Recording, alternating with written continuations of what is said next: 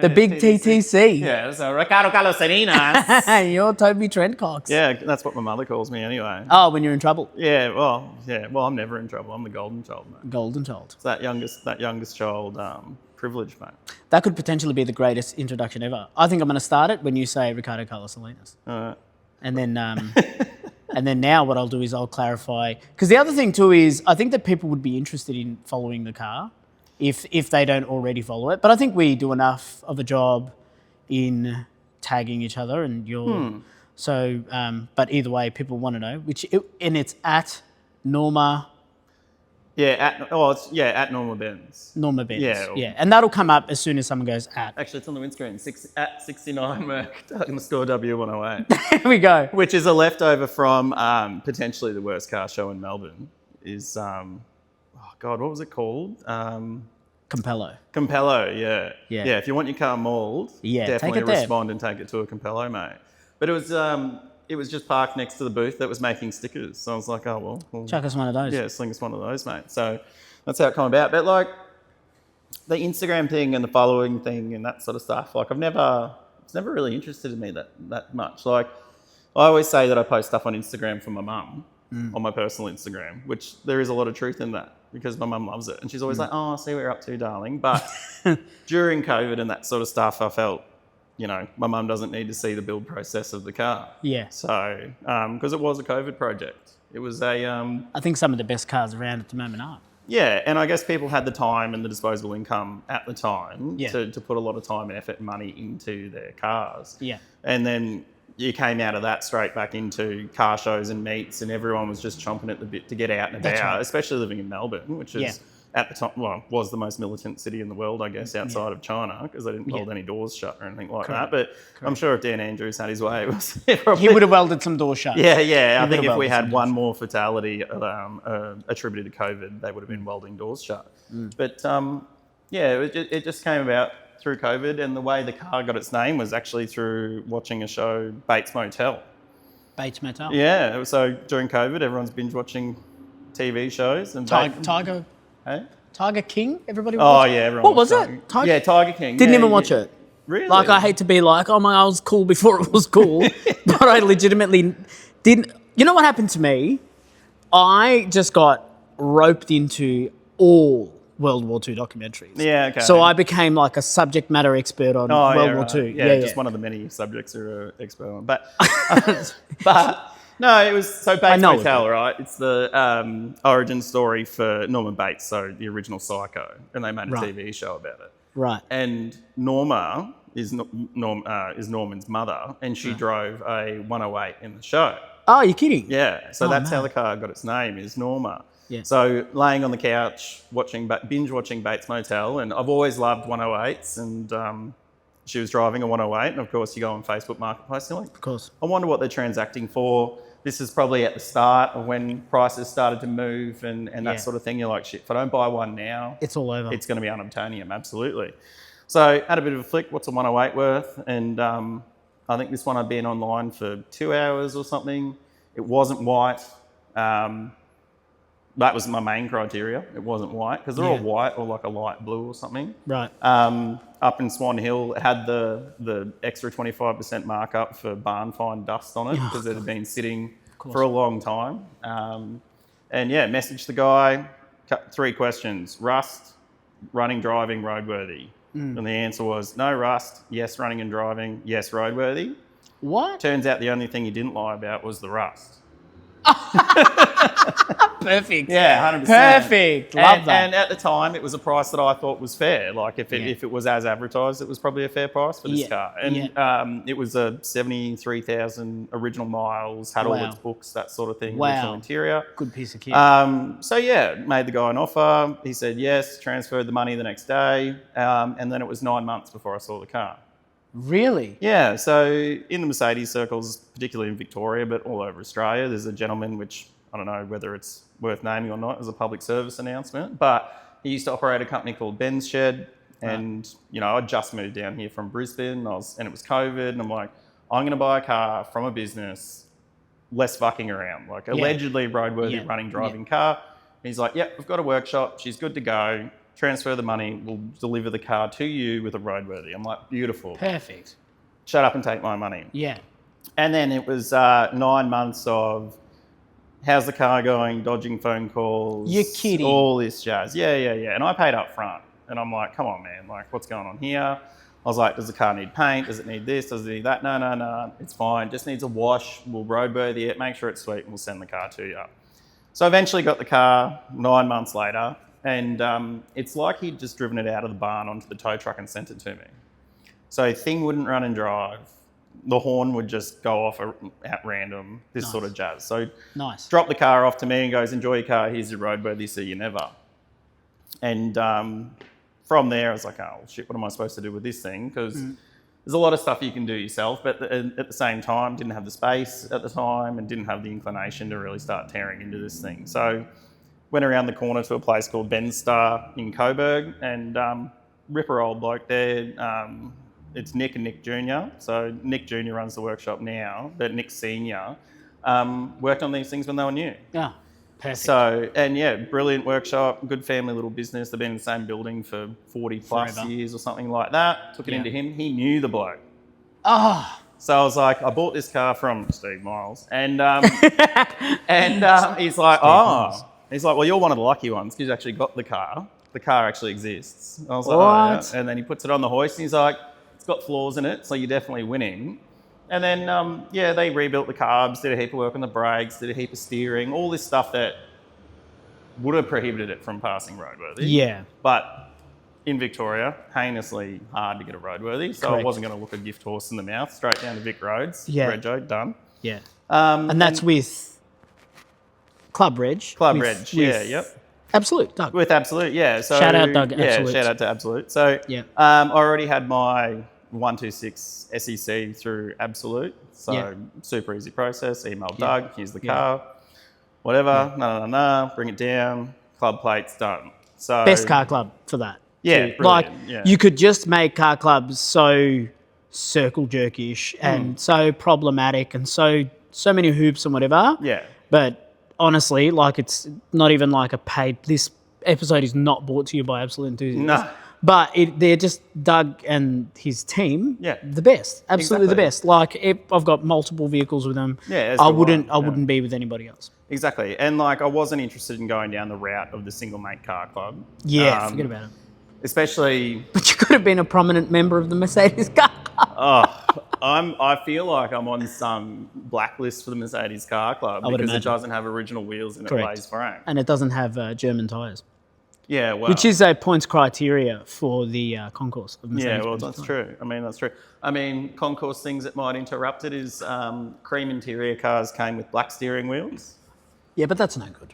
Pardon? But a black steering wheel's no good on a white interior. No, that's right. But it was funny how Mercedes made little quirks like that. White interior, black steering wheel, black interior, white steering wheel. Yeah. Other silly little things, the rear parcel shelf is the same colour as the car, whereas it would have been cream. So yeah, so just little styling things like that I like to do with them. Got the car eventually, and then just went about cleaning it up.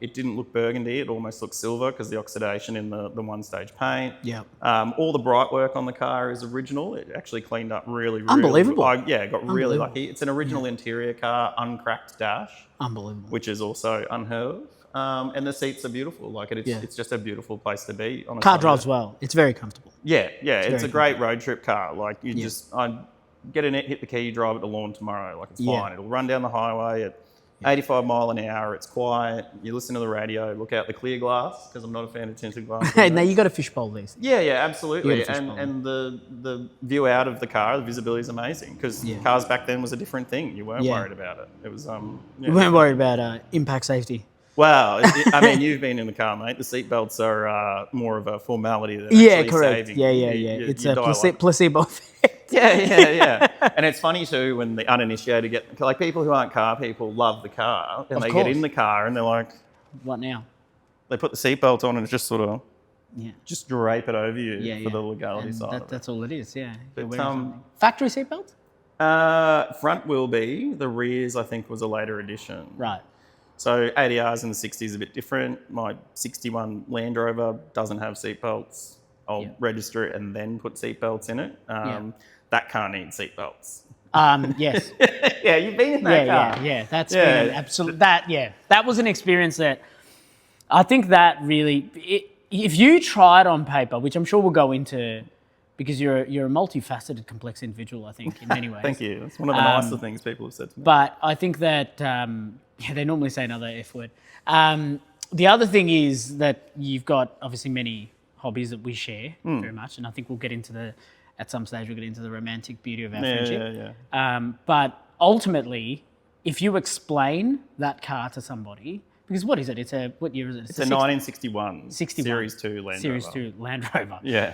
And I spent 4 minutes in that thing. And if like on paper and even in photos, you go, hey man, I'm into this. I'm like, nah, man. Yeah. That's not on.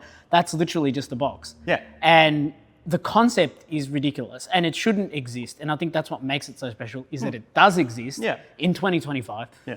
But on paper, it's the most ridiculous idea ever. Yeah. And then you spend 45 seconds in this thing with unbalanced, non-existent brakes, and then it all just makes sense. Yeah, there's no looking at your phone in that car. No, that's right. It's manual drum brakes. Visceral experience. Yeah, it's manual drum brakes. Yeah. No seatbelts. No manual steering, no synchros. Yeah. So like that's both hands and both feet and paying like Flat absolute situational awareness. Correct. And that's why I think, and also non-tempered glass windscreen. Yeah. Full metal dash. Love so it. you hit something. You're dead. The saving grace is everybody involved in that accident is dead. Yeah, correct. Yeah. Because you would absolutely annihilate it. Yeah. 2012 Kia Rio. Absolutely. It's a big heavy steel chassis with a Coke can for a cab. Yeah. And they were essentially farm machinery that you could drive to church. Correct. So you can get attachments for them. You can put a slasher on it. You can till your fields, mate. So you can good. run fire pumps and stuff like that. So good. But the crazy thing is, wrap your head around this. That and this were on sale at the same time. Yeah, that's amazing, isn't it? Yeah. So four-wheel independent suspension, power brakes, coil springs, disc brakes all around. Like runs down the road like a modern car. So are these the original Sonda class? Like this was the first time the Sonda class existed? Well, when Mercedes, like I'm not going to profess to be any sort of Mercedes expert. But no, that's all right. The S name badge didn't, because you could buy, like I had you could get things with S, because S just means. Well, my understanding is an SE is a fuel injected car and an S is carbureted, which this is. This is a 280S. So back then, I think they still just went with model designation. So this would have been a W109. Right. The small car at the time was a W114. So understand. Yeah. Understand. Yeah. So then it probably as the in parallel, probably only a few decades later, I guess Mercedes then introduced the series. Yeah, I think so. Like so I think and so this was superseded, I guess, in essence, by you'd have to say the 126, I would say. Yeah. Which is when I think they went to this is the S class, this is the pinnacle. The Sonda class. Yeah. So they went to that, and then obviously the naming convention sort of took off. So the other thing was that I saw one of these at the Mercedes. Give it a rest. I saw one of these at the Mercedes-Benz Museum, but was that your second or third time at the Nordschleife? That was the second time at the Nordschleife. Yeah, okay. If we're getting technical about it. Yeah, okay. It was second time around. Had to take the mother-in-law and my mum there this time. Yeah, and if Danny's in Germany, he doesn't go to the Nordschleife, he gets upset, I imagine. Yeah, correct. Yeah. He's got to do the Nordschleife and all the car museums. Yeah. But anyway, back on focus. I saw the Grosser. So is that a 108 or not? No, so a Grosser is a totally different platform. Right. So that's the I don't know the model designation, Doesn't but matter. they were like an S600, significantly bigger car. Right. Okay. And that was like a Grosser. My understanding is the S600 is the standard wheelbase, and then the Grosser is when they go to the limousine, so a longer wheelbase. And that's where the I'll probably get this wrong, but that's where the 6.9 came from. Yeah, right. And then that's where, at the time, the Mercedes engineers took the 6.9 and shoehorned it into a 109. Correct. And that's where the 6.9 litre 109 came from. What was that called? The something pig, wasn't it? The Red Pig was the race car. So that's Yeah. the thing with the big flares and all the lights and that sort of. Because that thing's unbelievable, man. Yeah, which is also crazy because that's a long wheelbase car. So 108, really? 108's short wheelbase, 109 is the long wheelbase version. So the Red Pig was a 109 long wheelbase car. imagine that thing. Oh, yeah. Yeah, with the bus steering wheel. But again, four-wheel independent suspension, disc brakes all around. Yeah. Like, they were ahead of their time. Yeah, So yeah. it's a wacky independent rear suspension. It's kind of like a split live axle thing. So the driver's side tucks and has a lot more angle on it than the passenger side, because the passenger side's 2/3 of the axle and the driver's side's 1/3 of the axle. Gotcha. And it's this weird thing. It's just German. Yeah. Because I believe out of the frame right now is another German Sonderklasse. Oh, yeah. Which in its own right is its own complexity, where we've said that the W220 is probably more complicated than the newer ones, because this was like half kind of OBD, but not really OBD, but mostly CAN bus. Yeah. And it's just a mess. Like the way that thing works. So you would imagine that a 108 would have been similar in like groundbreaking, obviously. Yeah. Well, the S-Class, I guess, for the last 40 years has sort of set the benchmark for where technology and safety is going to go. Correct. Like they brought in the seatbelts and the airbags. And, Correct.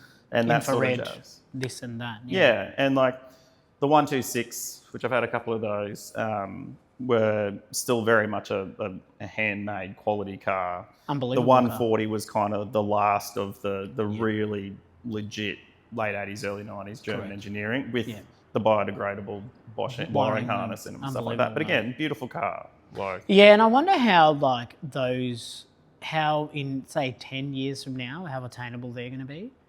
Do you know what I mean? Because they would have all kind of withered into the ground. And I think about it. How seldom do you see a 220 on the road? It's true. And I guess a lot of people get scared of them because of that complexity. Correct. Like you guys have had no end of trouble with this thing. You're like, it's unbelievable. I'm going to change a fuse. It's not going to start ever again. And the fan's going to go at full speed. Yeah, whether you want it to or not. So this is still, very much a handmade car with real timber that you can more or less fix with a spoon. As long as it's got power, it's a mechanical fuel pump, it'll figure it out. Right? Water spark air, be fun. Exactly. Not water, sorry, fuel. Yeah, fuel suck, spark squeeze, air. bang, Hopefully no water, unless it's meant to be in the place it's meant to be. Sometimes it's on the ground. Well, water has been the issue that's been taunting us with this thing, with the 220. That's out of the frame. Sorry, viewers. You're not missing anything. You're not missing anything. You're missing a half. But again, when it ran and drive before Charlie touched it, beautiful car. Beautiful car. Yeah. Beautiful car. It just happened to be that I touched it. And now it's not so... Old passion fingers over here. Yeah. Love a bit of a tamper. Love a bit of a tamper with things that are probably out of my the depth. internet said it would be easy. And when has the internet ever lied to you, Charlie? Well, in theory, if it had have worked, and I'll die on that hill, had it have worked, I think it would have been excellent. But turns out it didn't. But it's like so many things, right? It just becomes down to how much time and money are you willing to throw at a project. I've thrown a lot of money at that thing, and it's still worse off than it was when we bought it.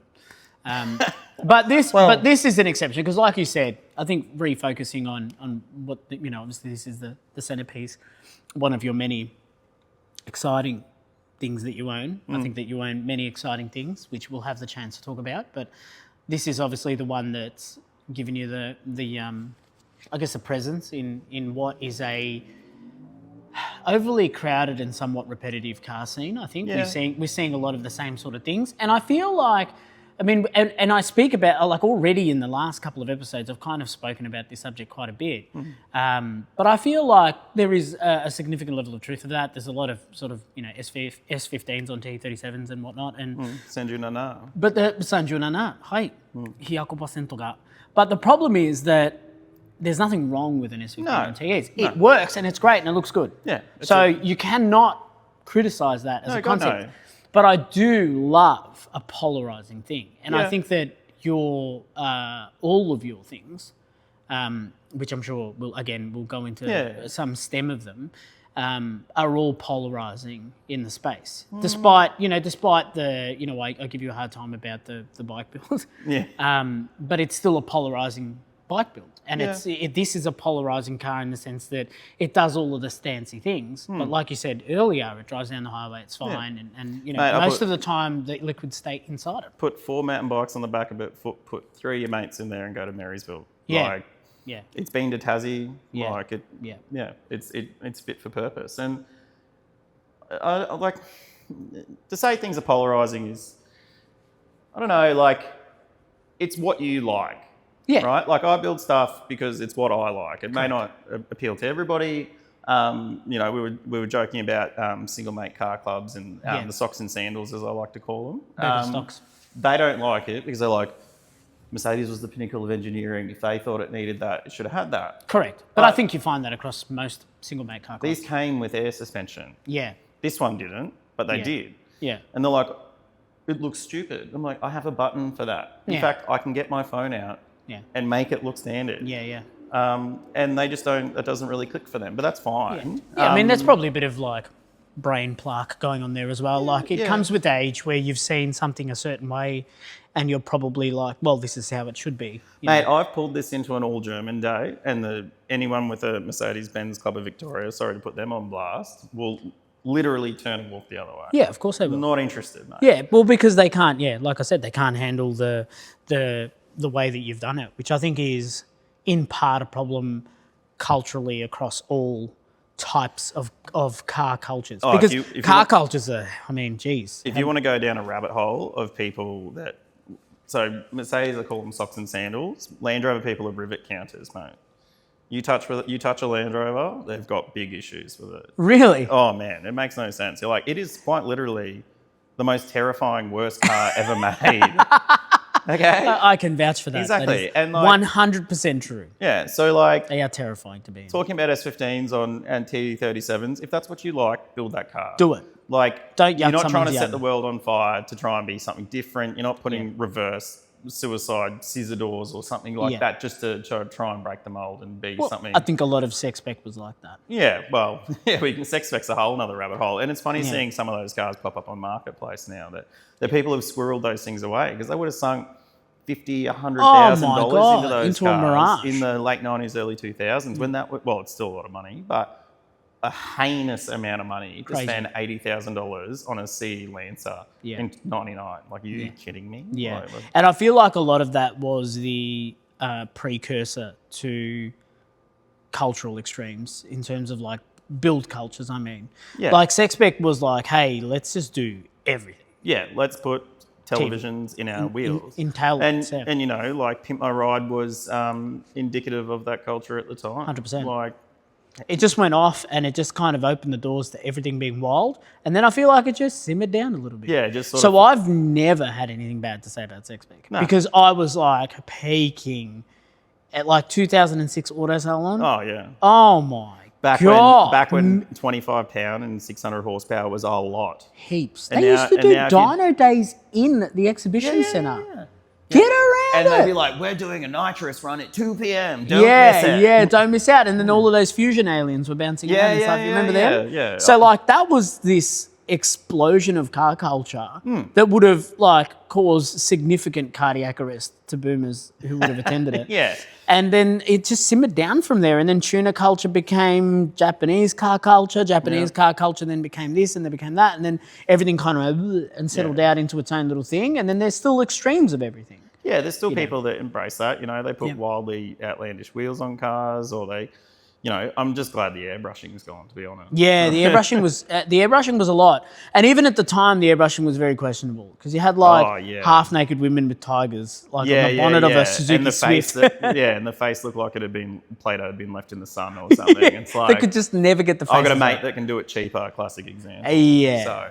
But that said, like, again, circling back to an S15 on TEs, like now it's all about clean with fitment. 100%. Like, because it works. Yeah, exactly. Because it works.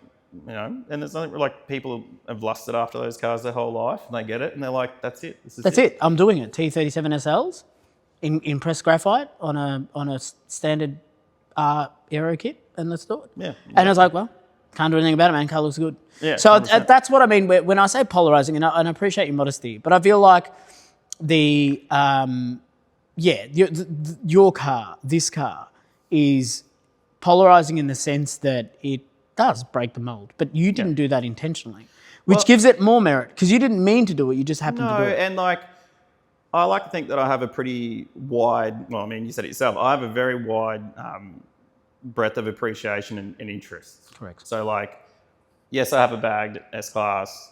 I also have a 61 Land Rover. I've got a BMW motorbike. Like, I like all stuff. I'm not it's fun to walk around a Cars and Coffee and pick stuff to pieces, but it's theirs and they love it. And Of course. That's the main thing. And you know what? They're there. Yeah, and you know what? As long as you're enjoying the culture and being respectful of the culture, that's the biggest thing. That's it. And that's the thing I love in Melbourne. Like I've never been one for like Thursday night or Friday night cruises or something like that because people, it's dark, we can be a peanut. Like, yeah. I like going to a Cars and Coffee on a Sunday and you wipe the sleep out of your eyes and you walk around with a long black and just have a look. Yeah. In Melbourne, we're incredibly fortunate. I guess we've got the population and certainly the economy to support such a diverse and large car culture. Like you go to a highball at Clayton on a Sunday, God. What and you'll show, get man. you'll get a bunch of these there. You'll get exotics there. You'll get at least 25 S chassis on TE37s there.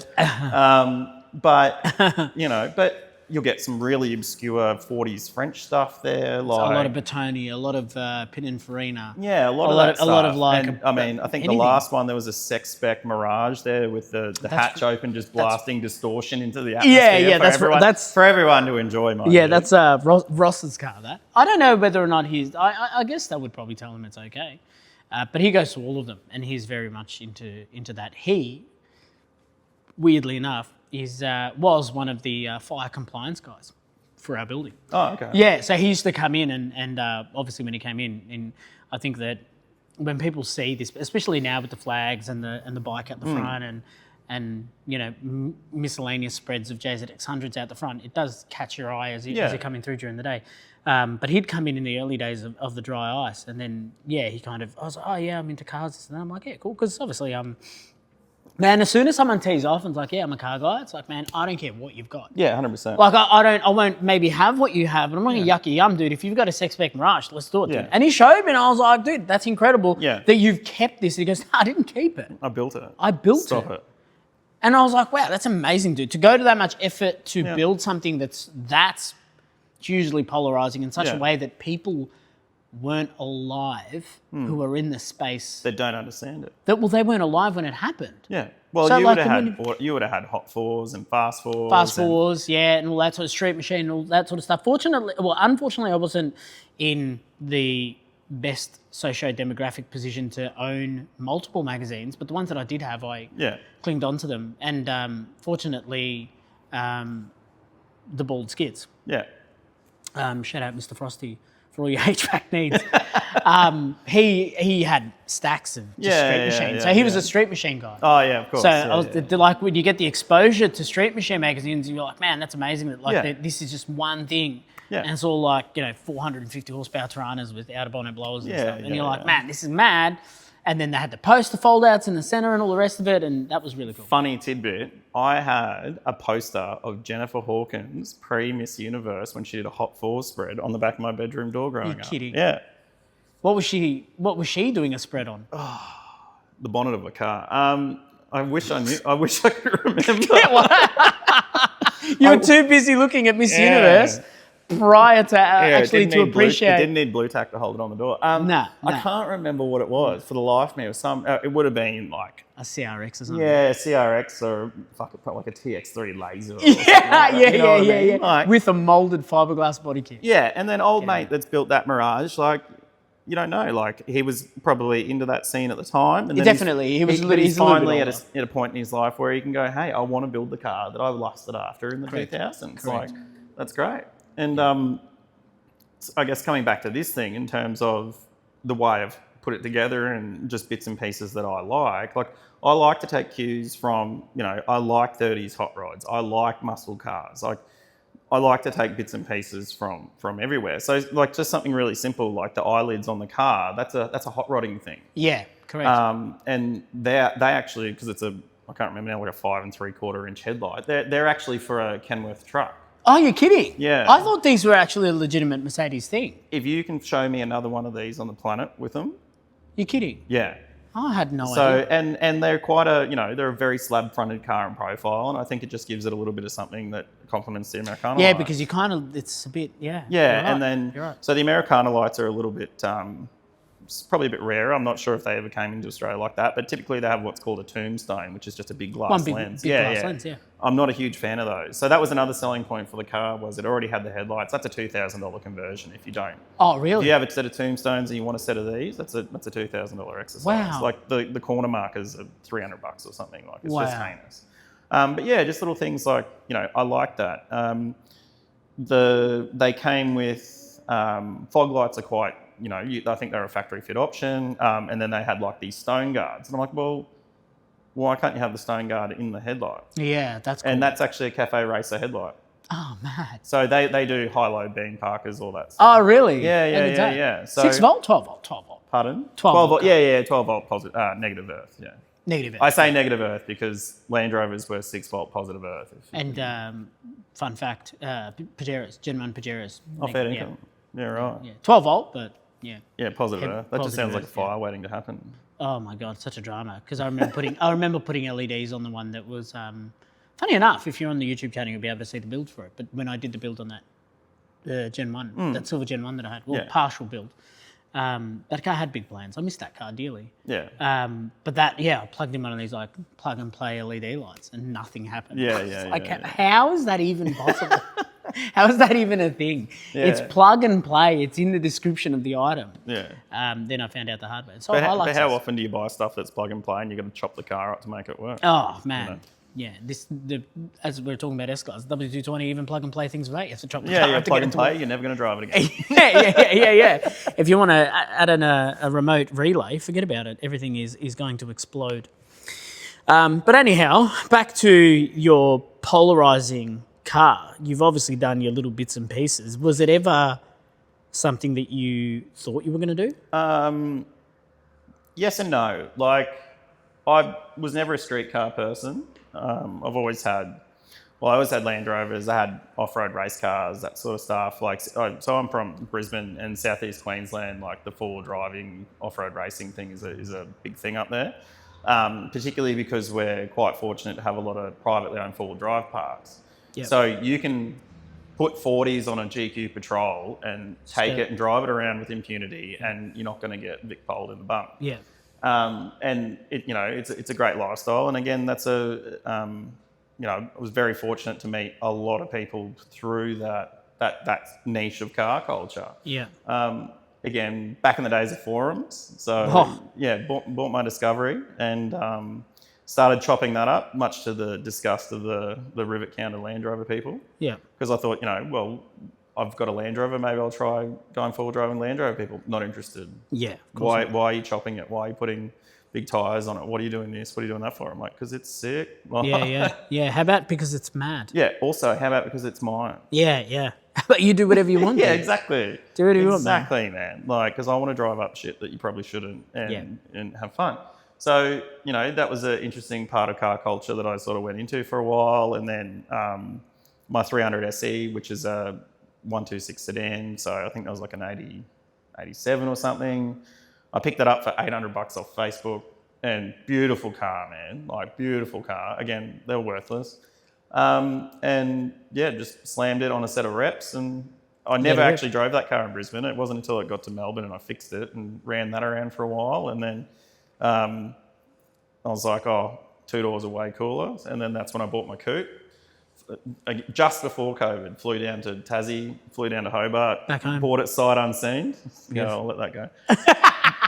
One of my many classic sight unseen purchases off the internet, flew down and just cannonballed it back to Devonport and brought it back to Melbourne. And perfect. Yeah, literally got off the boat, went round to my mate's house, pulled all the good shit out of the sedan and put it into the coupe that day, and then it was running around on a set of reps and loves a set of reps.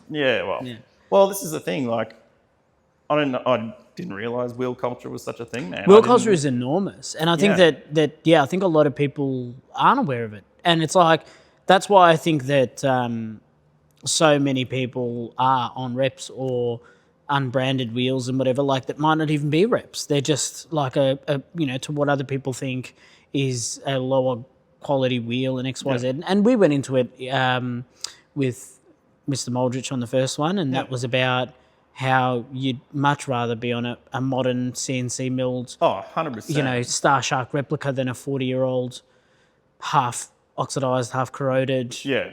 busted up. Do you want to pay starter. 10 grand for a set of 40-year-old magnesium wheels and think you're going to live to tell the tale? Yeah. Go your hardest. Go your hardest, Go your man. hardest. Yeah, send me a I say text. that, but I am driving around on a 40-year-old set of pot metal pre-merger AMGs. They are, yeah, they're definitely from the Cold War. But in saying that, I know firsthand, and I'm no metallurgy expert, Yeah. but I know firsthand that these are almost entirely steel. There's very little alloy in there. Yeah. I wouldn't go as far as calling it alloy. So if anything ever happens to this car, they will survive.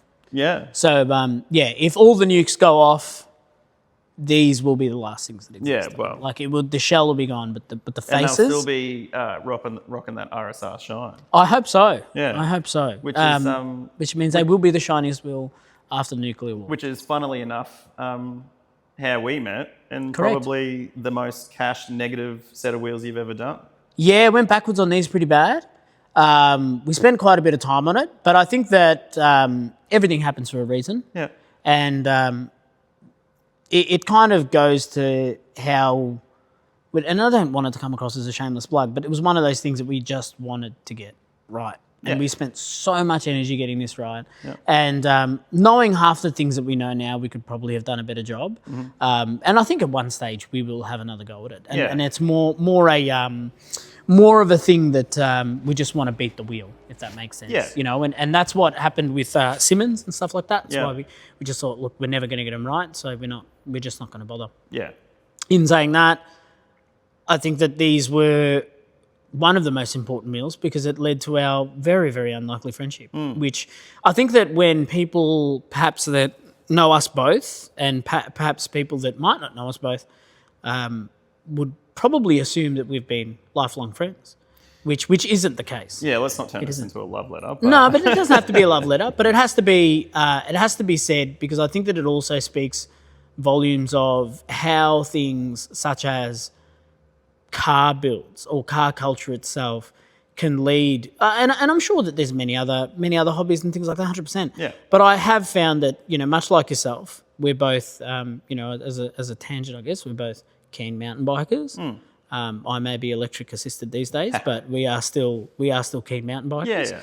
And I think that we enjoy many things outside of just cars. Yeah. But again, everything happens for a reason. I think that the way that we got to know each other was through these wheels, and it just goes to show that you were, even at the time, new to Melbourne. You were new to the culture. You were new to everything, and because of these incredibly, I mean, they look great now, but they shortened my lifespan by a significant level.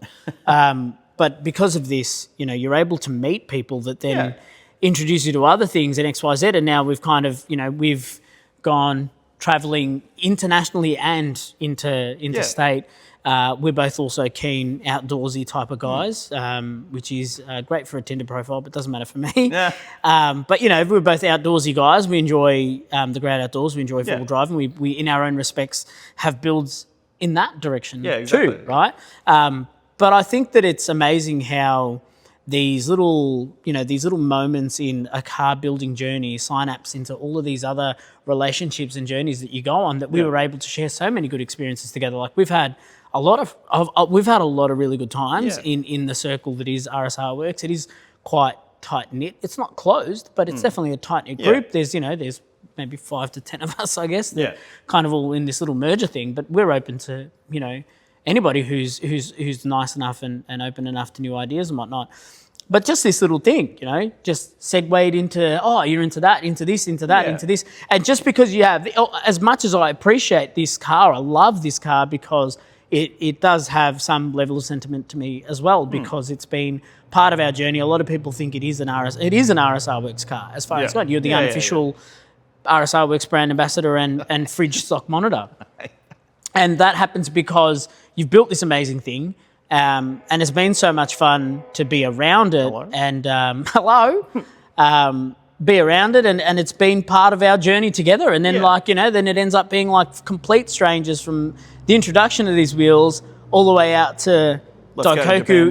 Let's go to Japan. Let's do this, let's do that. So I think that's more of a highlight, less of a love letter, and more of a highlight that how something that was a pain for me and maybe a bit of a sore spot for you or whatever it was, ended up evolving into being the third episode of my podcast, like many years and I down the guess track. like that sort of ties back into what we're talking about car culture, in that it attracts so many different people from so many different backgrounds. Like I'm agnostic when it comes to cars, and so are you. Like I've got this, you've got a Unos Roadster, and I'm terrible at BMW designations. E28, 525E. E28. And again, polarising true, because that's they're both the same type, look totally different. Yeah, and E28 looks totally different. But then we just go and cruise them together, and it doesn't matter. And it doesn't matter. So, doesn't even paramatter. And it doesn't even paramatter, whatever. But like, but again, like with me moving to Melbourne, like the car culture and the car scene was an enormous, I guess, gateway to building friendships in a social circle and that sort of stuff. Like I've made heaps of friends through like one of the guys is actually quite prominent in the Melbourne stance scene, Nim. I met him before this was bagged. His E87 was aired out at Yu Yang's, funnily enough. Ah, right. Yeah, right. So mountain biking. And he'd come back to his car, and I was looking at different air systems, and I was like, what air system have you got in the car? I got talking about airlift, which is what this is on. This is on airlift 3P.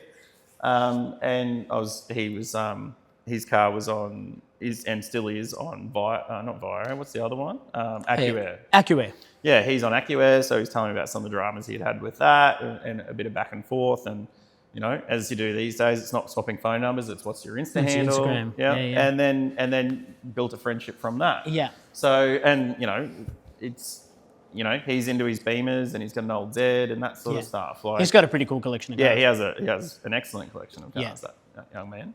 But yeah, again, like I've made heaps of lifelong friends through the car scene. Yeah. And not necessarily people that have the same car. Yeah. Like, that's the best thing. Like it's yours. You built it the way you want. You appreciate it. You're respectful. It is what it is, man. Like, I don't want a supercharged VT, but you fucking loved that car. I love that thing. And you loved it, and that's. I missed it. I missed it a little bit. I missed the concept of that car, but yeah, I mean, I did have at one stage. Yeah, it was the most That was polarizing because I had a near 1100 newton meter torque car, and then a 110 newton meter car. Yeah. At the same time, and both of them had their own. Yeah, it's horses for courses, mate. You're not going to go and barrel a bloody VT on a hill run and expect to have a good time. Correct. Yeah. Well, I mean, you'll have a short good time. Yeah. All right. Oh no. Good luck, everybody. Now I'm upside down in a bush. Yeah. It's not worked out for me. And you've had a couple of experience upside down bushes too. When you're in the car looking at the bushes, and then when you're in the bushes looking at the car. But all my cars are slow.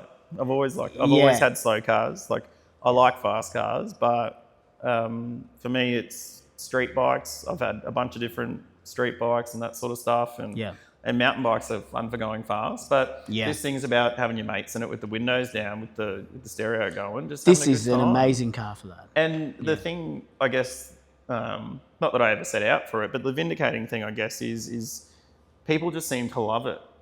Yeah. Like, whether you're a car person or not, like, of course. You cannot put fuel in this thing. You cannot park it anywhere without someone wanting to come and speak to you. Yeah. Like, my dad had one of these. I always wanted one of these. What is this thing? It just, it's. You get that a little bit with the E28, but it wouldn't be.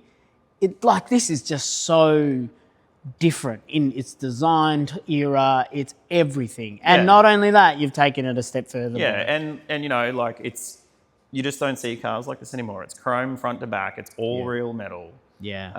The cream interior pops in the sun. And when it's aired out, the thing comes up to your waist. Yeah. And I love it at car shows.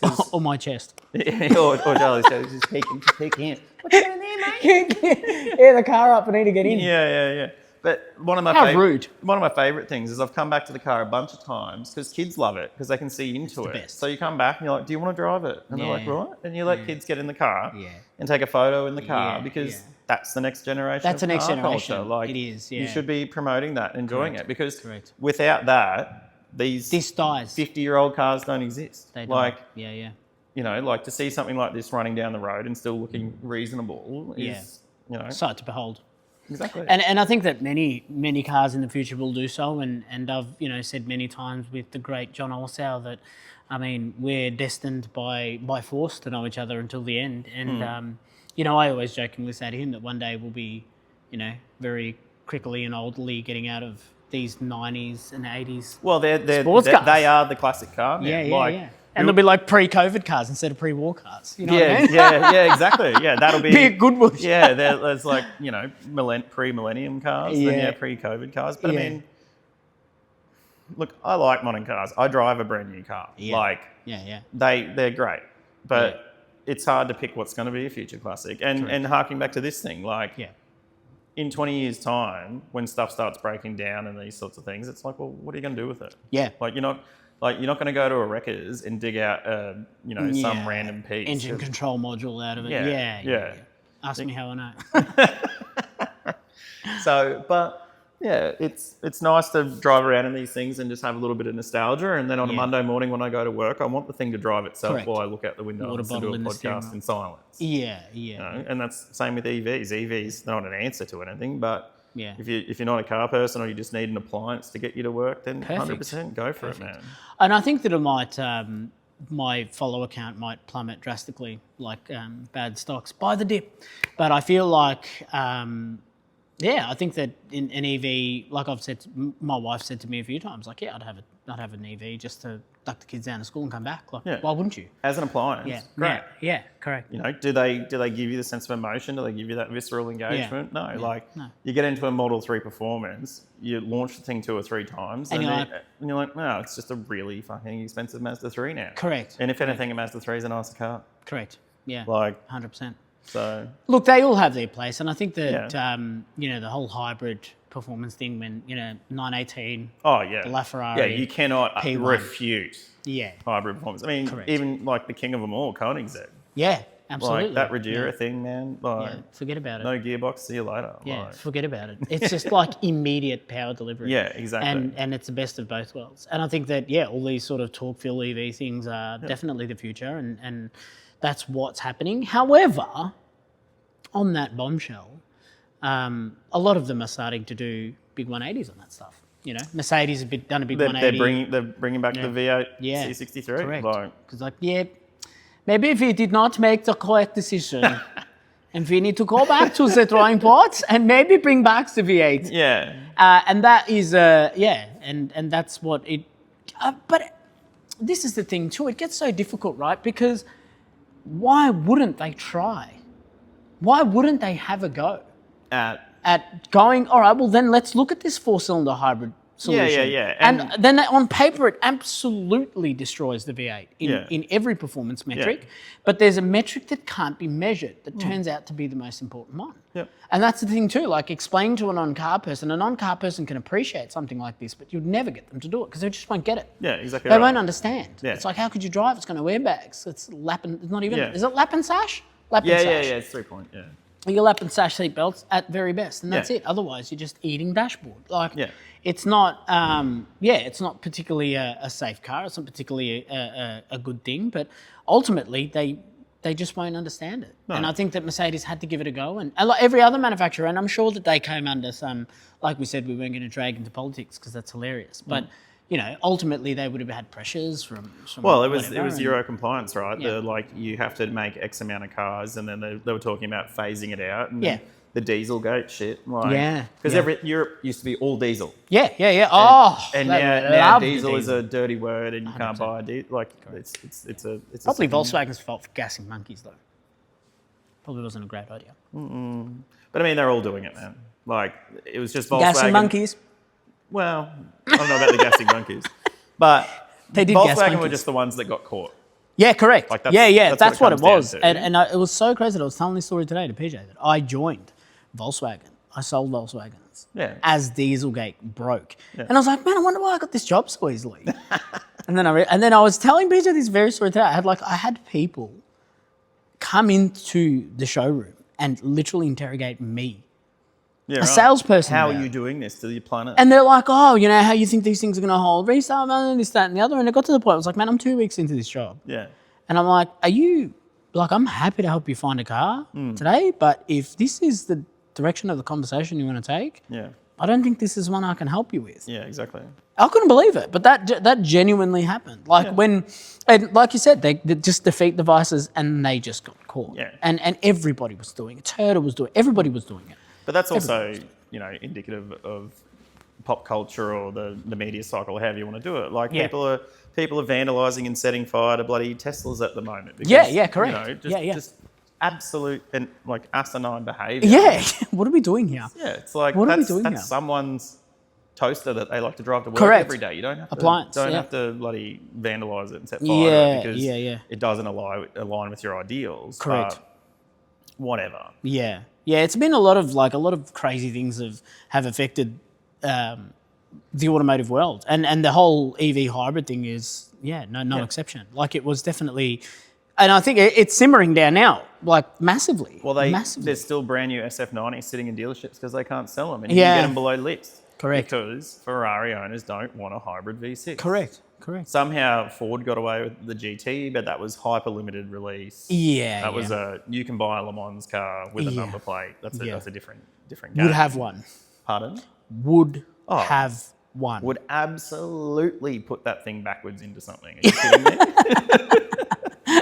In miles per hour too. Oh yeah, 100%. 136 mile an hour. Yeah, backwards into I a wonder tree. if the speedo just winds the other way when you're going backwards the K's start coming back down. Yeah. Fred Bueller's what is it? You're going to get an extra 150 meters back in your odometer. That'll help. Which isn't really going to help when the car's bent in half. No. When the headlight and the tail when the V6 is in the cabin with you, Correct, which is already a crowded place to be. You're looking at valves. Look, I mean, I think that they had to do a 180 on it, and they did, and I'm glad they did because that will bring back the V8s, and it'll all be grand. And I think that, they're still going to be in landfill in 20 years' time because they're going to be overly complicated, and they're designed for one owner, and that's the end of it. Like these cars were built to last forever. Like they were an engineering. And I don't think anybody did a better job of longevity than Mercedes-Benz. Yeah, I'd probably go along with that. Yeah. Like, if you think about the competitors at the time, was really, I guess, Rolls-Royce and Cadillac, which were incredibly complicated, heinously expensive cars and things like that. But then again, like, one of the appeals of this thing is it's a more or less base model, no options car. So wind-up windows, no AC, no sunroof.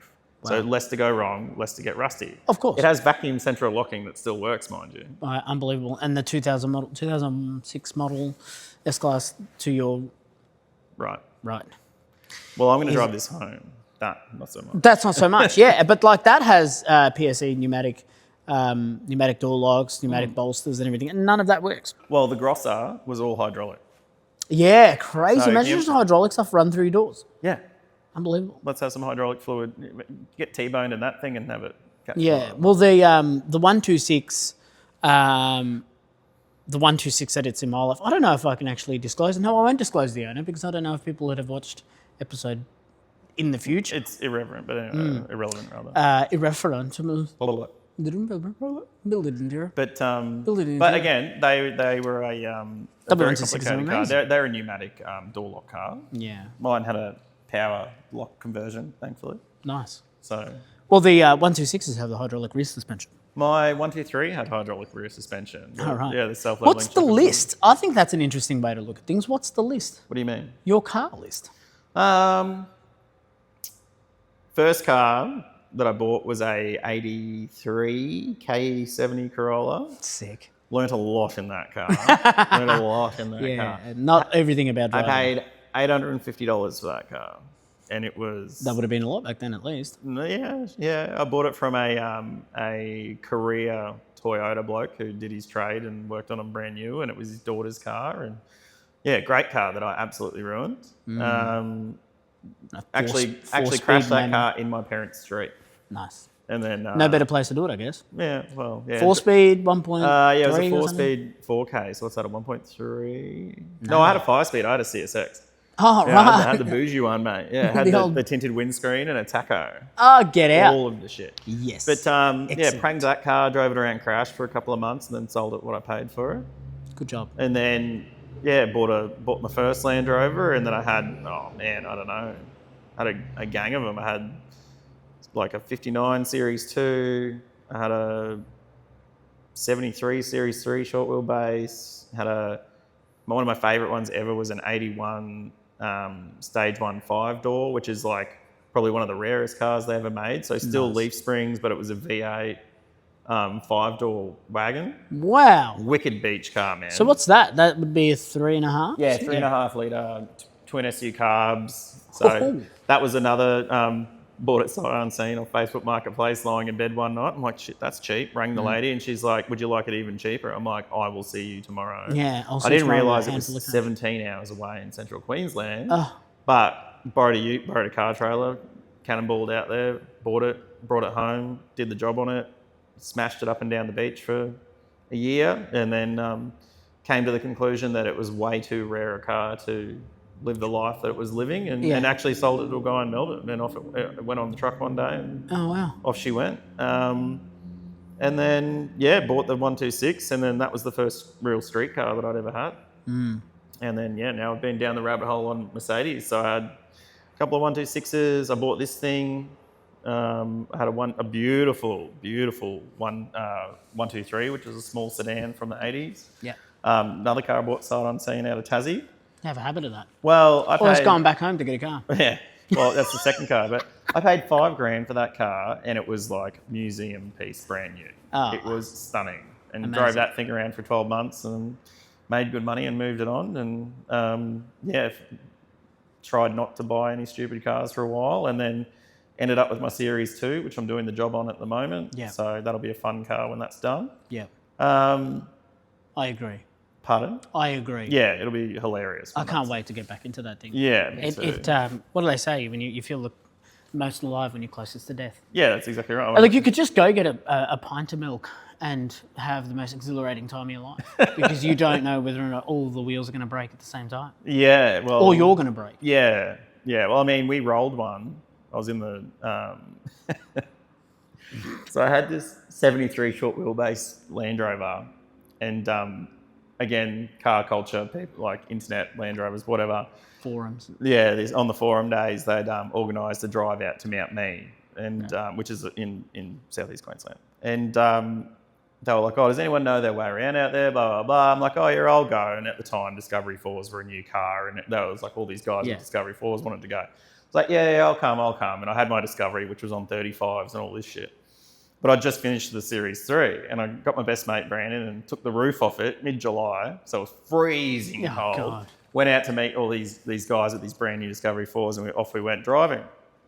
We're driving around, and anyway, Brandon's like, oh, give me a go. I'm like, yeah, whatever. And like not wearing seatbelts, and it's like, oh, doing full driving without wearing seatbelts. And we're like, oh, at least if it rolls, we can just jump out of the car. You'll be fine. Literally 4 minutes later, the drag link fell off, and it speared up an embankment. And I'll never forget Brandon's face. It just looked like Vin Diesel as the Charger's going over. Like, and I shit you not, I jumped over his head onto the ground to try and slow this thing from rolling over. It just flopped over onto its back. Oh my God. Yeah. But you survived. Yeah, definitely didn't die. Well, you're here now. Yeah. So. Put it back on its wheels, put some oil in it, put the drag link back on and drove it home. You're kidding. So why did it fall off? The nut just fell off. I don't know, which is weird because I never even touched it. But the nut just fell off. So it speared left into the bank. Yeah. If it had speared right, it would have been into the valley floor. Oh, so it went as good as it could have. It was meant to be. It was meant to be. So. Well, I mean, I've been guilty as charged in doing a similar thing with my 93 Pajero Escape, which is a base model V6, weirdly with a sunroof. Base model V6 thing with the sunroof, N doesn't matter, and NH maybe, something like that. It actually doesn't matter. And I decided to go on a unescorted trip to the peak of Kosciuszko with my brother in November, and we decided that we were going to get to Kosciuszko, but there was two rules. I can't even remember what the other one was, but basically it was 0 asphalt. Yeah. Okay. So all bush. Which would have been amazing with torsion bars, with that thing just rattling itself. Oh man, and I'll put GQ springs into the back of it, and then I just absolutely wound the torsion springs out to 100%. So this thing was... It's a roller skate. It was a roller skate. And it did really well for most of it. And I don't even know if I think we'd gotten out of Melbourne. I think we were definitely in New South Wales somewhere, near Tom Grogan, I think it happened.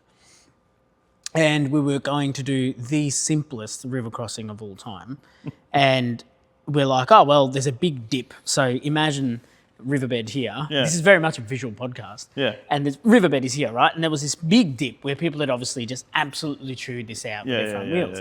So like what I'm going to do, because I'm an absolute genius and my driving skill is unparalleled, I said, what I'm going to do is I'm just going to float my back wheels on this bankment and float it because they're an IFS car. So I said, I'll just float it over the dip and it'll be fine.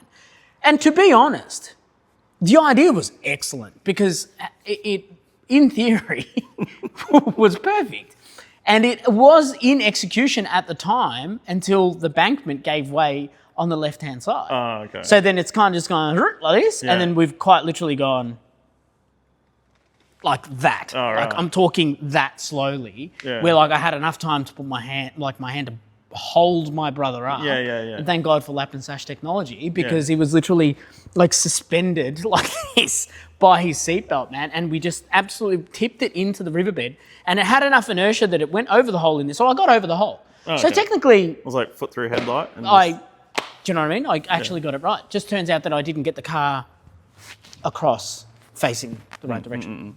So then we've gone at least bang sideways and like slowly skidded into the riverbed. So like I'm looking at the windshield. So dry riverbed, not dry riverbed, not like no, river. flowing riverbed. Oh shit, flowing riverbed. Okay. So like and then headlights in the river, dude. So like there's water flowing onto the bonnet. Yeah. And I got out of this car green, dude. I had yeah. that was my first ever panic attack. Yeah. And we're like, no, hang on. And my brother, being the saint that he was like, no, relax. Just relax. And I'm like, sure, I'll relax. That our only means of transport is on its side. And there was a lot of rainbow going into that river, right? Sorry, Parks, New South Wales. But there was a lot of... From whence it came, right? Yeah, right? And so then we're like, oh, well, okay, well, we've got to figure this out. So he's like, it's all good. Get the UHF. So we get the UHF out every breaker, rubber ducky. Absolutely nothing. Every channel, nothing. No reception, nothing. So there's this thing getting slowly washed away by what probably was the Snowy River. Yeah. And so this thing's getting absolutely flushed away, and we have no idea what we're doing. But thankfully, there was a man probably 2-3 hours beforehand who had given us directions. I don't know what came over him, but he realised after he came, he had explained that he realised that one of the directions that he gave us could have been a little bit confusing. Oh, right. So he came to come and find us at that point and realised we weren't there. So he kept going. Wow. Until he found us. And this guy was like proper silver fox. He was there with his wife. And the thing was that when we met him, he had his whole thing packed out. Portable toilet and everything. So I thought it was odd, but he ended up showing up within 30 minutes of this thing being on its side. Right? And so then he's rocked up and he goes, oh, yeah, we'll get that out in 5 minutes. And I'm like, it's no good. He's like, you got a winch on the front? I'm like, yeah. And he's like, have you used it? I'm like, nah. And he's like, well, we better find out that it works now because it's currently submerged. Yeah. And so then he's like, I'm going to put one on, and it's like, you just put your thing over there and I'll do this and this, that, and the other. He pulls out his snatch box, this, that, and the other. And he quite literally had this thing set up in 5 minutes. Yeah, he had a 79 Series Land Cruiser. What else is he going to have? Wagon, of course. And just to clarify, it was on factory spec tyre. Yeah, the best. Like, yeah. It works. What are you doing? Yep. Anyway, couple of minutes later, he's like, when I tell you, press that button. And he's just going, boom, boom. Within 10 minutes of him being there, mind you, when he got there, he was like, that shouldn't be like that. I'm like, really? That's pretty true blue, that is. Yeah, it shouldn't be looking like that. Yeah. And I was like, man, I'm green. And so anyway, within 10 minutes of him being there, car was upright. Yeah. And key in, turn the key, struggled a little bit, poof, big plume of smoke out the back. She's a beauty. And I'm like, well, what's leaking out? Because it was red fluid, power steering fluid. Oh, yeah. And he's like, hang on a minute. Yeah. Comes back. Have I got the deal for you? Dips in a little bit of power steering fluid. Yeah. And we drove that thing, all side of it smashed. So then I think we ended up doing some sort of weird U-turn and we ended up back in Bright. No, we would have still been in Victoria. I lied to you. I lied to our viewers. You didn't even make it out of Victoria. But I'd been in the bush for like 6 days, dude. We drove into Bunya. Yeah. And we never left parks till we got to our Perisher That's Valley. cool. I like that. That's a It good was a story. very, very, very fun thing. Stupid in hindsight. Well, it just shows you how quickly things can go horribly awry. Oh my God. Terribly Horribly wrong. awry. Terribly wrong. But put a bit of power steering fluid, man, and off it went. Yeah, and So off you Pajeros went. are definitely the most underrated thing ever. Yeah. And the whole thing was smashed up. The whole side of it was smashed up. We ended up doing a U-turn. I remember going back down into Bright because that would have been the closest big city.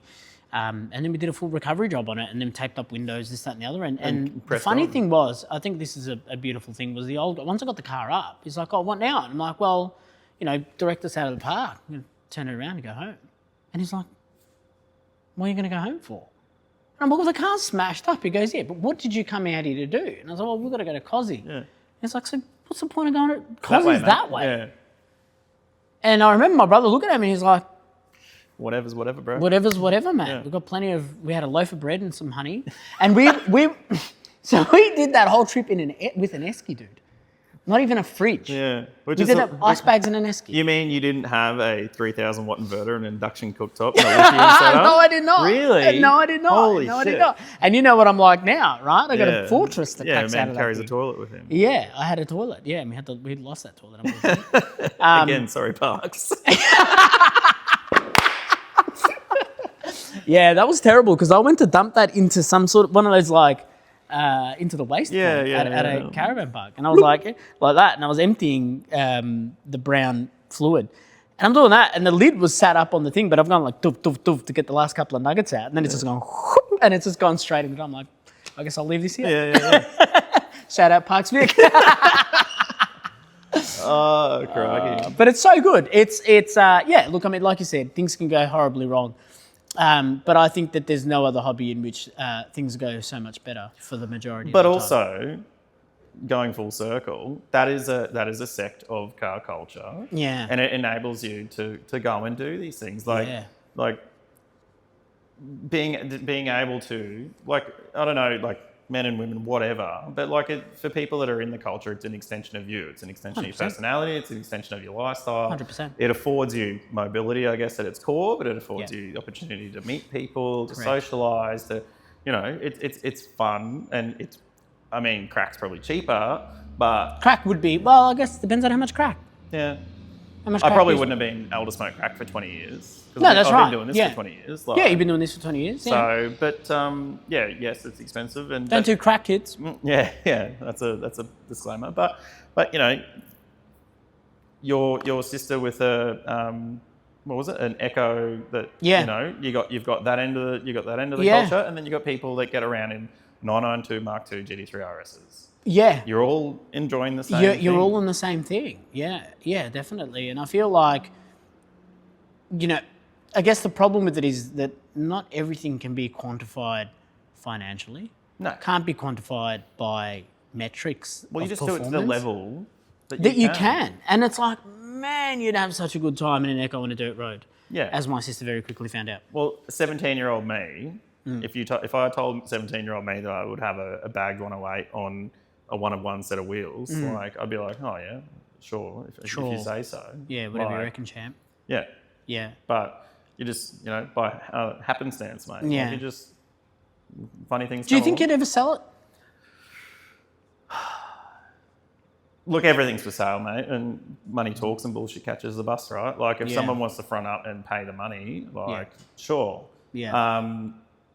The market's softened. People don't have the disposable income. There's a lot of a lot of uncertainty, I guess. Yeah. So, I mean, it's definitely a buyer's market at the moment. Correct. Like, I don't need to sell it, and it's weird. It kind of has become a bit of an extension of me. Like,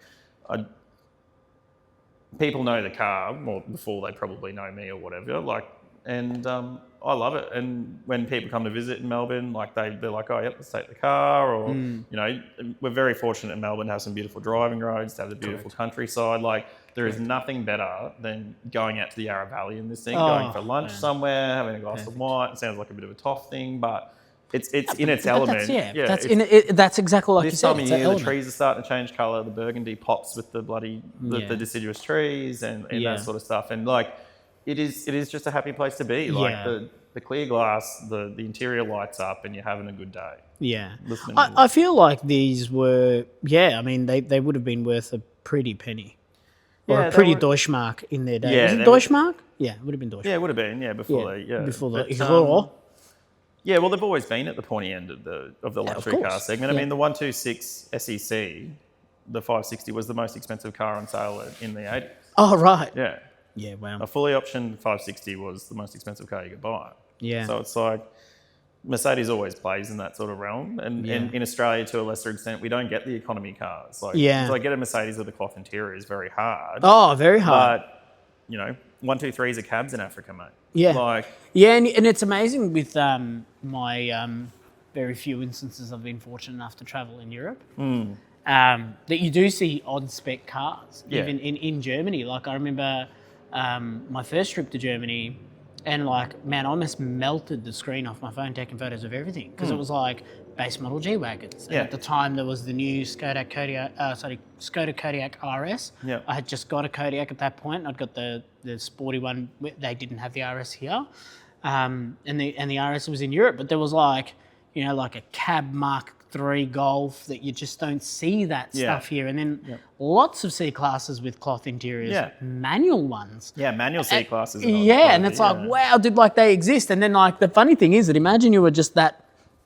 dude, and you just peer out your little post World War II window, having a look at some random tourist taking a photo of your cloth interior base model C class. You'd be like, and like I've developed a real thing for base model no options cars. Yeah. Like I love a base model no options cars Yeah. because if they still exist, like that would have been thrown away back then. Correct. It would have just been a cheap car. You went to sent it to the wreckers. Like, correct. And now you're paying 25 grand for an S chassis. Like, Yeah, you know what crazy, I mean? isn't it? Like, and that's the thing too. Like, so much of what performs really well financially in the JDM space, the realms of Sylvias and stuff like that. Yeah, great.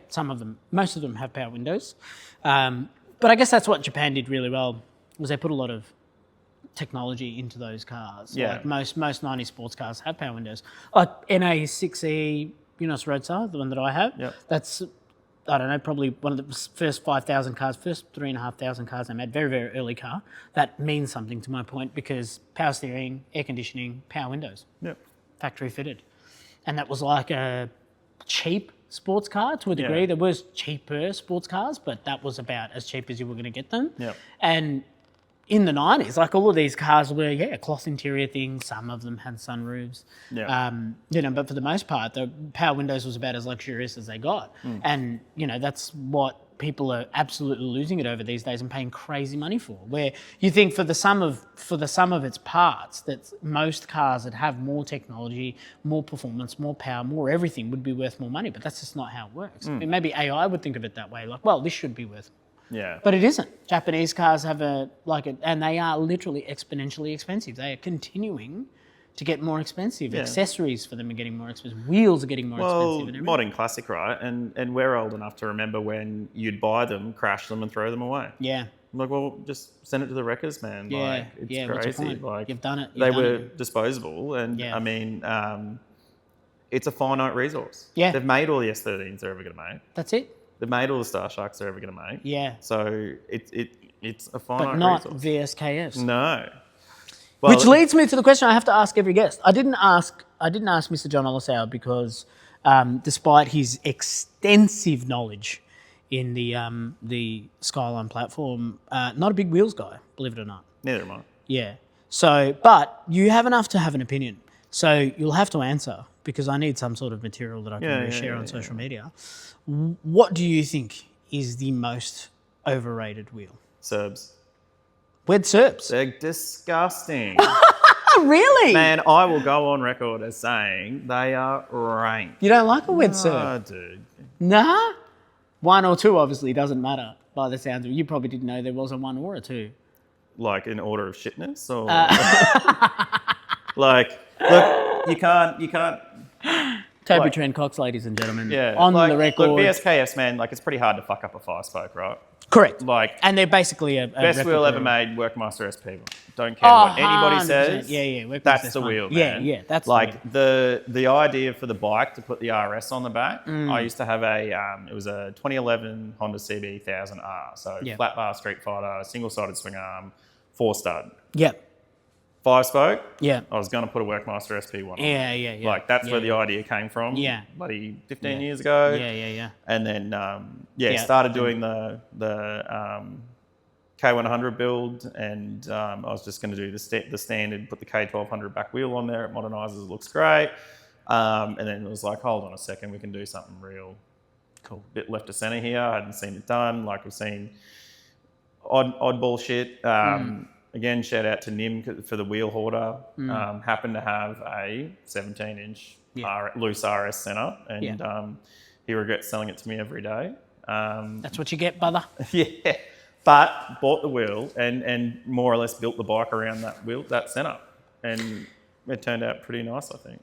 Perfect opportunity for a segue. What was the go with that? Like, how did the BMW bike? Can people find this stuff on your Instagram? Yeah. The bike's on my Insta. So check it out. It's just another one of those things, man. Like I'll just get an idea, or I'll go down a bit of a rabbit hole, or I'll get interested in something, and I'll start looking, and then I'm like, it's that meme you always see. It's where it's the couple in bed, and it's like he's probably thinking about other women. I'm like, no, what colour am I going to paint the tank? Like, but yeah, I don't know. Like this was more or less finished. I just sold the 123, and I have to have a project. I'm always doing something. I hear. So like this was done and sold that, had a bit of money in the pocket. The Land Rover was still in Brisbane, so I was like, what am I going to do?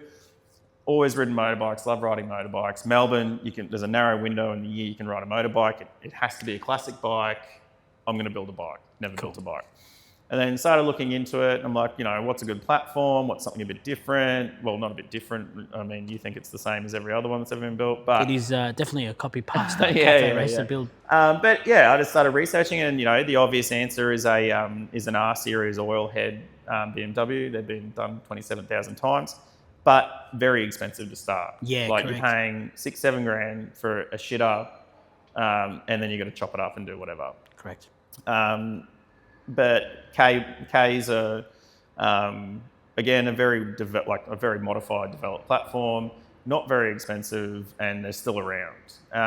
And talking about keeping old stuff alive, I don't know if anyone's ever seen what a K100 looks like in 1987, but it's basically a RoboCop 80s cop bike, like 100% big nose RoboCop. cone, big long tail on the thing, panniers, like this absolute.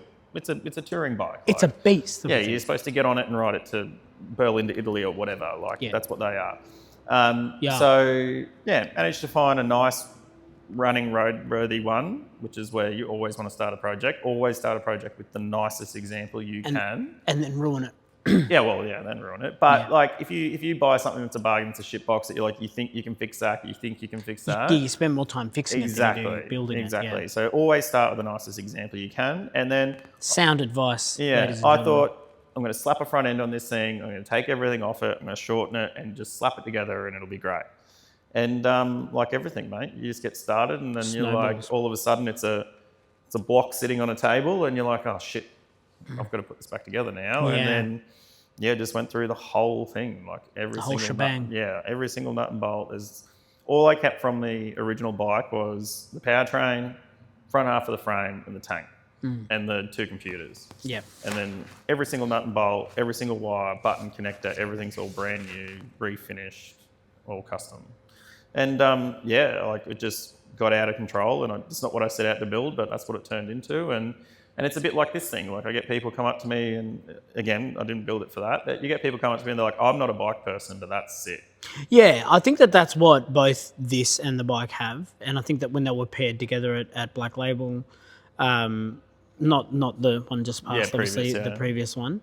And they were paired together. I think it worked really well because they are both German, and they're both totally different and contrasting to everything else around it. And like you said, you don't set out to do it. I don't think I'm convinced that you don't do it for other people, and I think that you build things the right way, and I feel that you don't take shortcuts on, maybe in some spaces where it's able to be done. I think it's in your personality to do things the right way as much as you need to and as least as you have to, and you do things really well. And I appreciate the way you build man. stuff. I appreciate that. And I think that they show.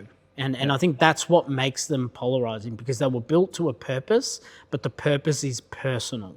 Yeah. It's not an outgoing thing. It's an internal thing that you build things to the way that you want them to be.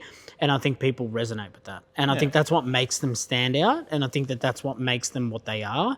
And I think that, whatever you choose to build. And I think me and you we've said the greatest conversations we ever have is, what would you do if you win 30 million? Oh God. Because we just snowball into building all of these wild 100%. things. And like, we've gone down I think we've had conversations of me going, I'd probably long arm the Triton and put like a twin turbo LS in it and make it like an absolutely wild thing. You just have so many half-finished projects. Oh my God. But that's the thing. At least you'd get a chance to finish it. And I've always said, if I won the lottery, I'd keep doing this. I'll be dead in 6 months, bro. Well, then just put me in your will, man. Yeah. But I'd probably keep RSR Works alive, and I'd just build stuff out of here. And I think that, I would be sharing those resources with people that do like-minded things, and I think we would probably enjoy a bunch of projects together. I think I just got to start playing the lottery, I guess. Yeah. But I think that in the world of TEs and S chassis and things like that, I think it is nice to see things done differently, but not for the purpose of being different, but being done for the purpose of how you want to build things. Yeah, exactly right. And I think all of your things are cool. I can't wait to see the Land Rover finished. I've enjoyed I've been able to use your bike, albeit on a short amount. I'm also a bike guy for those that don't know. And I've been able to enjoy your thing just around here. Did a quick blocky on it, and outside of the steering lock, I enjoyed it. I think it was a thrilling thing to ride. It's very and it's good too. Like again, cyberpunk. Harping on about car culture and being agnostic and that sort of stuff. Like your Sportster is your ideal of what you want in a motorcycle. Yeah, I love that thing. And it's an extension of you, and it's your taste, and it's your style, and all you can do is respect that and appreciate the fact that you've put your effort and time and money and it's your vision and it's turned into this raked out, incredibly uncomfortable thing you don't ride. Incredibly uncomfortable to ride. That purple, tall and skinny, and that's more or less what I wanted it to be. And and as much as I haven't had much of a chance to enjoy it, and I think it's been obviously then pushed even further back weather-wise. Less so weather-wise, but more so having to bring a dog to work every day kind of limits. But commuting is nice, but it's not, it's not where you get to really correct. Enjoy the correct. Like that. I think you need to. We got to get Big Tina out on some situations where it's a long-winded. Firstly, I've got to line the whole rear end of that thing because it's chewing the drive belt, or I'll do a chain conversion and just get over and done with. I reckon you should definitely continue to make it worse. Definitely. Yeah. I'll ruin it entirely by hardtailing it and chain converting it. I think that'll really, really finish it off. Maybe make the brakes worse if I can. But I enjoy that thing, and that thing's been that's been super fun to have that thing around, and the nostalgia with that. A lot of Credence Clearwater Revival gets played. And I think that, going back to what I was saying, I think it's I think I love your car, I love your bike, and I know I'm going to enjoy the Land Rover just from the 4 minutes that I enjoyed in it, which were and like that turned heads. Even I couldn't believe that. People were so keen on it. People coming to talk to you at the window. And and you come back to it and there's people taking photos of it. That sort of thing. I reckon it got more attention than this. I think it was just so different. Yeah. And I think seeing one of those done that's not on like cracking tyres and bad brakes and all the rest of it, I think it's going to be amazing. I can't wait to see it. I can't wait to see it here.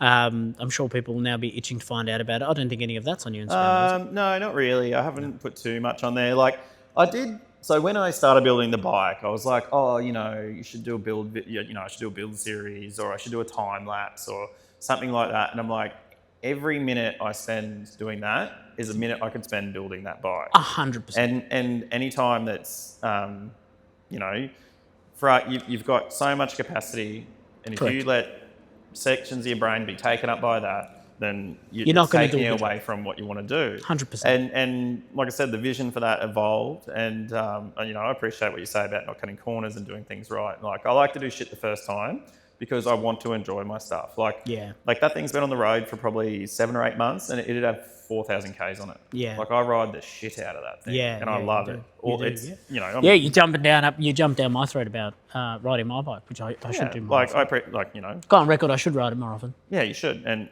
it's about to get cold, and I'll just drive this more. Which is fine.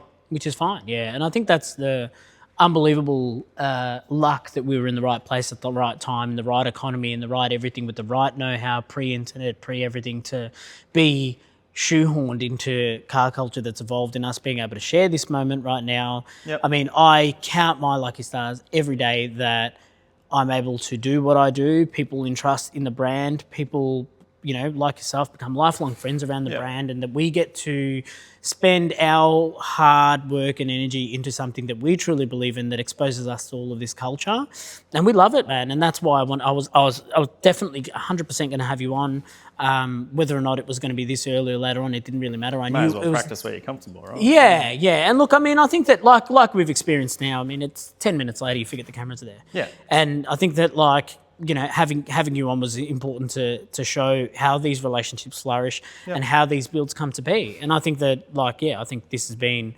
a really, really different type of conversation to what I think people are generally exposed to in these sort of automotive conversations. Yeah, well, I guess if you come from a background in the industry, or you come from, you've got something that you're well known for, I guess I can be outspoken amongst my friends, but I don't think I'm necessarily a loud person, or I don't do it for clout. I always joke that both my followers on Instagram are going to appreciate it. One of them. You put a story up. yeah. My mum always calls me. She's like, "Oh, it looks like you're having fun," and whatever. I build shit I like, and I enjoy it, and that's the thing.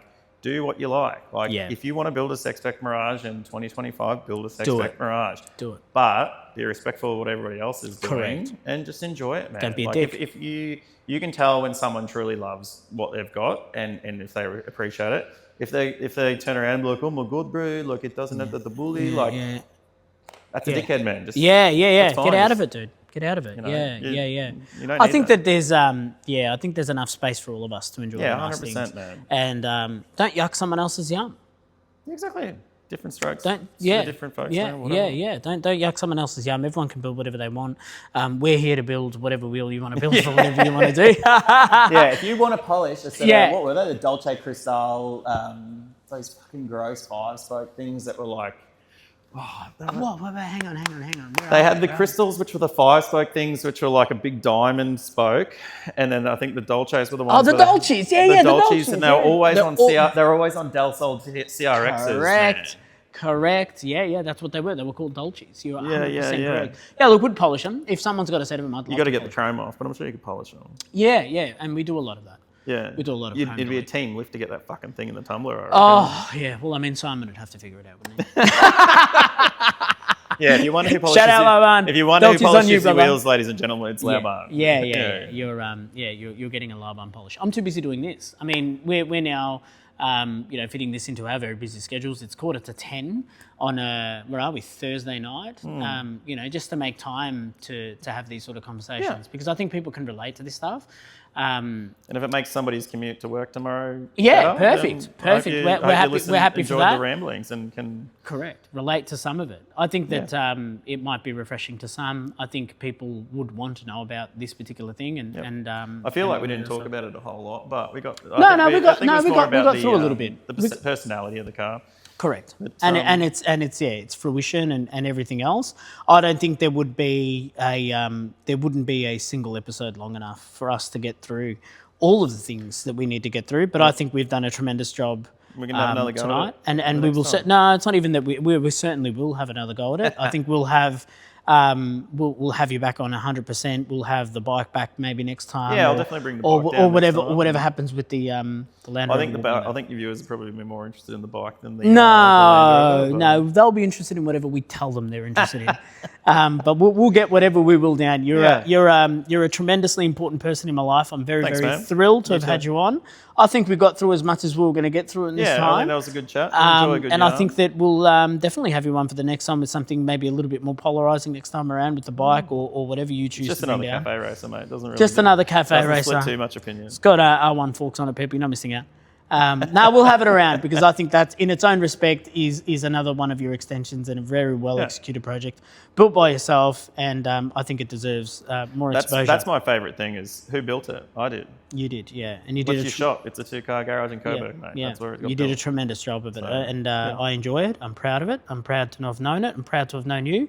So thanks a bunch for coming on our episode. My pleasure, man. Thank you very much to those who have stuck around this long. I don't even know what the time record is actually, or the timestamp. Like most of our chats, mate. It's, time. And these happen every day. We have conversations like this, maybe not to this length every day, but we speak quite a bit, and we shall remain lifelong friends. I would hope. And as to all of you lifelong friends that are watching on the other side, thank you very much for tuning into this episode. I'm sure we're going to have another one out as soon as we can. We are still learning. We're still evolving. We're still trying to get good-looking guests on. So keep trying, buddy. Keep trying. Yeah, missed the mark on this one. But we'll have an episode out to you as soon as we can. Thanks for watching. Thanks for all the comments and all the support so far. We're very thrilled that you guys are involved. And yeah, I guess that's pretty much it. Thanks again. Thanks for Toby for joining us today. And we'll have another one out for you as soon as we can. Thanks for watching.